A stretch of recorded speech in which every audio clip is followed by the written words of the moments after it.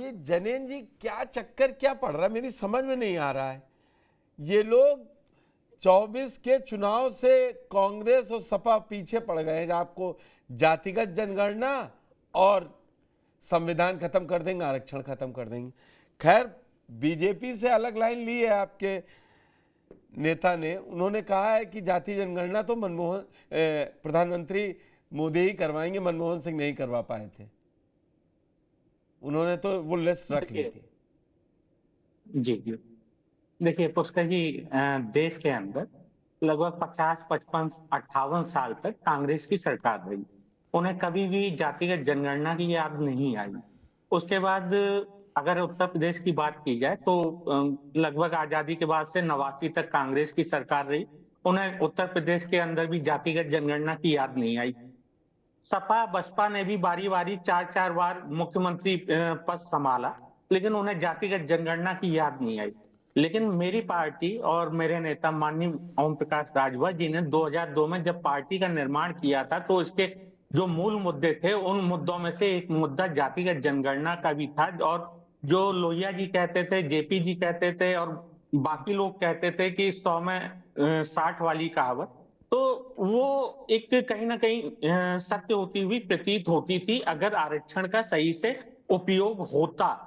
आपको याद होगा इंदिरा साहनी जो जजमेंट आया था 1993 में, तो उसमें सुप्रीम कोर्ट ने बिल्कुल साफ और स्पष्ट संकेत दिया था और लिखा था बाकायदा कि समय-समय पे ओबीसी की और एससी एसटी की आर्थिक और सामाजिक भागीदारी को लेके सर्वे होना चाहिए, जिससे कि उनकी स्थिति का पता लगाया जा सके। स्थिति का पता लगाने के बाद ही योजनाओं को लागू किया जा सकता है प्रॉपर वे में। और आपने देखा होगा कि बेशक बिहार में जातिगत जनगणना हुई है, और इससे पहले मैं आपको याद दिला दूं कि कांग्रेस ने कर्नाटक और राजस्थान और मतलब 2 जगह पे जातिगत जनगणना करवाई थी, लेकिन क्या किया जातिगत जनगणना करवा के? उसने आंकड़े तक जारी नहीं किए थे। जातिगत जनगणना का मतलब ही क्या रह गया जब आंकड़े भी जारी ना किए जाएं और उसको बंद बस्ते में डाल दिया जाए, क्योंकि कर्नाटक में पता चला कि वोकालिंगा और दूसरी जाति को लेके जो कहा जा रहा था कि इनकी जनसंख्या ज्यादा है और उनकी जनसंख्या कम हो गई, तो उस वजह से जातिगत आंकड़े जारी नहीं किए गए। हाँ, मैं ये कहना चाहता हूँ कि अभी सरकार ने 2017 में रोहिणी आयोग बनाया है, तो रोहिणी आयोग की भी जो अपनी रिपोर्ट है, जातिगत जनगणना क्यों जरूरी है, मैं उसके बारे में बता रहा हूँ मैं कि सुन जो रहा हूँ, रोहिणी आयोग की रिपोर्ट है, तो उन्होंने 2013 से 18 तक एक सर्वे किया था और उसमें उन्होंने बताया था कि लगभग जो 2644 जातियां हैं, उसमें से 983 ऐसी जातियां हैं जिनको आरक्षण का लाभ ही नहीं मिला उन 5 सालों के अंदर। तो आप इससे अंदाजा लगा सकते हैं कि जातिगत जनगणना क्यों जरूरी है। और बार-बार अगर आपको याद होगा 2013 में अक्टूबर शायद 13 अक्टूबर की बात है। 13 अक्टूबर को इलाहाबाद हाई कोर्ट ने भी अपने एक मतलब आदेश में कहा था कि जिन जातियों की जनसंख्या 50% से ज्यादा का आरक्षण ले चुकी है अपनी जाति की जनसंख्या के अनुपात में, उन जातियों को आरक्षण से बाहर किया जाए। और इसी को लेके हमारे नेता जब पिछली बार भाजपा सरकार में मंत्री थे, तो उनके कहने पे एक आयोग बनाया गया, जिस आयोग ने राघवेंद्र समिति बनाई गई थी।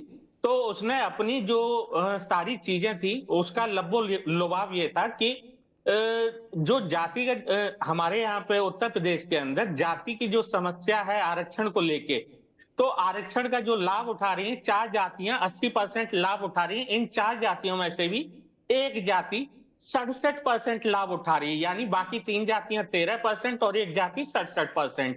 अब बाकी जो बचे 79 जाति समूह में से 75 जाति समूह में से 20% ऐसे थे जिनको आरक्षण का लाभ ही नहीं मिला था, और बाकी जाति समूहों को 20% लाभ मिला है उत्तर प्रदेश के अंदर। तो इसी वजह से जातिगत जनगणना जरूरी है। और माननीय, अगर आपने ध्यान दिया हो, राष्ट्रीय पिछड़ा वर्ग आयोग जो संवैधानिक दर्जा दिया माननीय मोदी जी ने दिया है, और वो आगे भी इन विषयों पर चिंता करेंगे। और वाकई में जो हमारे नेताजी का भरोसा है, माननीय ओम प्रकाश राजभर जी का भरोसा है, वो बिल्कुल टूटेगा नहीं। देखिएगा रोहिणी आयोग की जब भी रिपोर्ट आएगी जनेन जी सार्वजनिक होगी। ठीक है जी, मैंने आपकी पूरी बात ले ली। आपके नेता को पूरा भरोसा है राजभर जी को, और कंगना जी रनावत चुनी हुई नेता है, लोकसभा मेंबर है मंडी से, वो बता जी रही है कि जाति जनगणना होनी नहीं चाहिए। ये देखिए उनका जो ओपी राजभर ये साफ कर रहे हैं, कंगना रनावत बीजेपी की प्रवक्ता नहीं है, केसी त्यागी साफ कर रहे हैं, लेकिन बीजेपी की तरफ से कोई अभी तक नहीं आया स्टेटमेंट। सूत्रों के देखिए हवाले से खबर चलवा दी गई। मैं एक चीज आपको स्पष्ट कर दूं कि भाजपा ने भी अभी एक पत्र जारी करके बताया है कि कंगना रनावत जी कोई भी अधिकृत प्रवक्ता नहीं है और अधिकृत व्यक्ति नहीं है पार्टी के इस तरह के विचारों को आगे रखने के लिए, चाहे वो किसानों की बात हो, चाहे इस तरह की बात हो।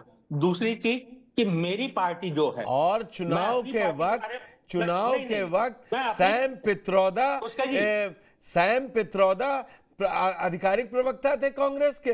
नहीं मैं आपको नहीं एक चीज नहीं, स्पष्ट ये कर दूं। असल में दोहरी राजनीति हो जाती है। मैं दोहरी जाऊंगा गौरव राजनीति जी से, नहीं है। गौरव जी के सवाल देखिए पूछूंगा। देखिए कंगना रनावत जी के पास तो पार्टी के अंदर कोई भी पद नहीं है और सैम पित्रोदा के अंदर अंतर्राष्ट्रीय अध्यक्ष का पद है, जो आपने देखा होगा। प्रवक्ता तो दोनों में नहीं थे। एक अंतर है। और दूसरी चीज मैं नहीं, जब आप अध्यक्ष हैं पार्टी के, मतलब अंतर्राष्ट्रीय अध्यक्ष हैं, इंटरनेशनल अंतरराष्ट्रीय लेवल के ओवरसीज अध्यक्ष के हैं, थे, मतलब। ओवरसीज के हाँ अध्यक्ष, माफ कीजिएगा, इंटरनेशनल जो लेवल के हैं। जी। तो आप अध्यक्ष के पद पर रह के कुछ बोलेंगे तो जाहिर सी बात है उसके मतलब तो निकाले जाएंगे। और दूसरी चीज, मेरी पार्टी ने भाजपा के साथ विलय नहीं किया, एक गठबंधन है और मेरी पार्टी के जो विचार हैं मैं उनको यहाँ पे रख रहा हूँ। नहीं नहीं, मेरी पार्टी अरे का भाई जब सहयोगी स्थापना हैं, हुई आप थी ही तब तो से आज तक हम समझाएंगे। उसी के साथ खड़े हैं। मैंने इसलिए पूछा क्योंकि ठीक, हम ओपी राजभर जी ने ये दावा किया। मैं क्यों पूछूंगा भाजपा की बात आपसे?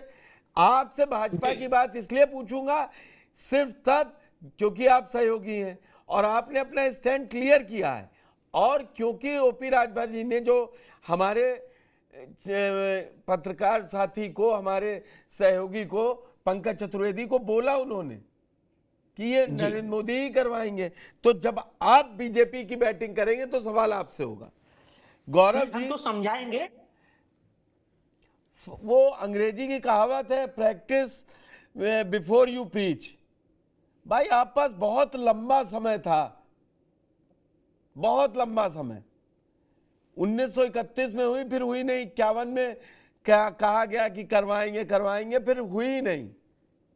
2013 में करी आके तो उसके आंकड़े नहीं जारी किए, और आपके नेताओं के उन पुराने बयानों को और हम उन नारों को लाए तो वो फायदा नहीं। लेकिन राहुल गांधी को 2022 से ये समझ में आ गया कि पिछड़ों की राजनीति करनी है तो जाति जनगणना करवानी पड़ेगी। तो मुझे लगता है जाति जनगणना की मांग करने वालों में सबसे नए राहुल गांधी हैं और विरोधी वो सबसे पुरानी पार्टी है आपकी। क्या है? जी, देखिए आपको इस बात को समझना होगा कि किसी भी पार्टी में भी अलग-अलग विचार होते हैं, अलग-अलग धड़े होते हैं। कई लोग ऐसे हो सकते थे जिनको लगता था कि जातीय जनगणना की बात नहीं करनी चाहिए, सहयोगी दल हो या पार्टी के अंदर हो, लेकिन जिस प्रकार से हमारे नेता राहुल जी ने एक पूरी मुहिम शुरू करी जिससे आज की पीढ़ी में एक जो जातीय जनगणना का जो मुद्दा था ये 1990 और 2000 के बाद दब गया था एक तरीके से। 2011 में ज़रूर एसईसीसी अपन लोग लाए थे, लेकिन उसके जो आंकड़े थे, उसका जो टैबुलेशन था, मिनिस्ट्री ऑफ रूरल डेवलपमेंट के अंडर कराया गया था। तो उसमें जो आंकड़े था उसका फॉर्मुलेशन इस तरीके से था कि वो जो बात निकल के आनी थी कि किस जाति को कितना लाभ हुआ एजुकेशन में या किस जाति को कितना लाभ हुआ जो सोशल बेनिफिट की जो स्कीम्स है उसमें, वो उस तरीके से नहीं निकल आ पाई। हमारा जो पूरा कोशिश थी वो यही थी कि प्रत्येक जाति के बारे में पता चल सके कि किसको कितना लाभ मिल रहा है, किसको कितना लाभ नहीं मिल रहा। लेकिन जिस तरीके से वो पूरा प्रोसेस हुआ, तो उसमें कहीं न कहीं खामियाँ रहीं। तो हमारा यही कहना था कि अब जिस प्रकार से जब भी जातीय जनगणना हो तो उन खामियों को दूर करके एक नए सिलसिले से चालू करा जाए ताकि जो बाकी मतलब काफ़ी सारी कास्ट हैं जो जिनको लाभ नहीं मिल पा रहा है और जैसा हमारे प्रवक्ता जी ने बताया सुभाषपा के कि काफ़ी सारी जातियाँ हैं जिनको अधिक लाभ मिल रहा है। तो ये जो डिस्पैरिटी है उसको खत्म होना चाहिए और यही माँग है कि हर व्यक्ति को उसका अधिकार मिले। इसी माँग को लेकर के राहुल जी चल रहे हैं। लेकिन आप समझिए कि बीजेपी अभी बोल रही है कि हम समर्थन ये करेंगे आप वहीं मान दूसरी रहे तरफ हैं कि राजीव गांधी ने गलत कहा, इंदिरा गांधी ने गलत नारा दिया कि ना जात पर ना पात पर मोहर लगेगी हाथ पर, ना नेहरू जी को कभी लगा। चलिए, शास्त्री जी का तो बहुत कम समय का कार्यकाल देखिए, मैं रहा। आपको आपको आपको बताऊं, नेहरू जी के टाइम पे जो जातियां थी उतना बड़ा मुद्दा नहीं थी। उस टाइम पे देश किस परिस्थितियों से गुजर रहा था और देश के क्या हालात थे, उस टाइम पे जातीय जनगणना की बात नहीं थी। उस टाइम ये था कि देश सर्वाइवल कैसे करेगा। अगल बगल युद्ध हो रहे थे, देश में खाने की कमी थी, ना इंडस्ट्री थी, ना कोई आपके पास एम्प्लॉयमेंट था। उस टाइम पे जातीय जनगणना पहले सर्वाइवल की बात थी। जब एक तरफ से देश को अच्छा, आगे फिर लगा इंदिरा दिया, जी के में पौधा क्या लगा हुआ? दिया, पेड़ बढ़ा दिया, उसके इंदिरा जी बाद के में जाकर क्या के हुआ? नहीं, इंदिरा जी ने तो नारा दिया था, जात पर ना पात पर मोहर लगेगी तो हाथ पर। गलत था ना? तो वो इसलिए नहीं था कि आप जातियों उसकी वो करें, क्या बोलते हैं, कास्ट सेंसस की बात ना करें या कुछ उसकी बात ना करें। तो की वहां क्यों पे नहीं? जिस तरीके भाई, राहुल गांधी पूछते हैं कि कितने ओबीसी सेक्रेटरी बना दिए। तो ये तो आप देखिए, आप प्रवक्ता हैं, आपको ये सवाल लेना पड़ेगा। नेता जी, आपका कह के चला जाए कि पूछ के, जवाब आप लोगों को देना पड़ता है। बिल्कुल। नहीं नहीं तो तो ओबीसी सेक्रेटरी आज तो बन नहीं जाएगा। अगर 2014 में भी जो रिक्रूट हुए होंगे आईएएस, तो 2024 में वो ज्वाइंट सेक्रेटरी लेवल तो पहुंच नहीं जाएंगे 10 साल में। नहीं, अब तो लेटरल एंट्री भी आ गई, सरकार कुछ भी करा अरे वो सकती तो है। रुकवा, लेटरल एंट्रीज है, तो आपने कहा कितने ओबीसी एंटर वो करवाए मैं थे लेटरल एंट्री जी, से? जी, जी। आपने लेटरल नहीं, एंट्री से लेकिन करवाए थे?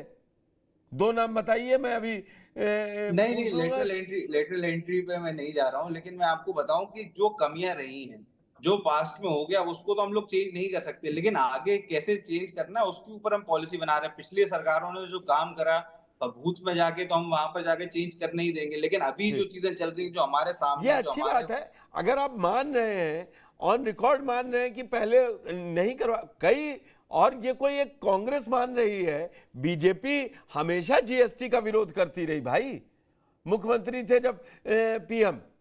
तो इसका मतलब ये थोड़ी ना वो आए, समझा, उनको लगा कि जीएसटी करवा देनी चाहिए, तो उन्होंने जीएसटी का क्रेडिट लेते हैं अब। नहीं, बिल्कुल, देश काल परिस्थिति के हिसाब से चीजें बदलती रहती हैं और उसको बदलते रहना चाहिए, इसमें मानने में कोई गलत बात नहीं है।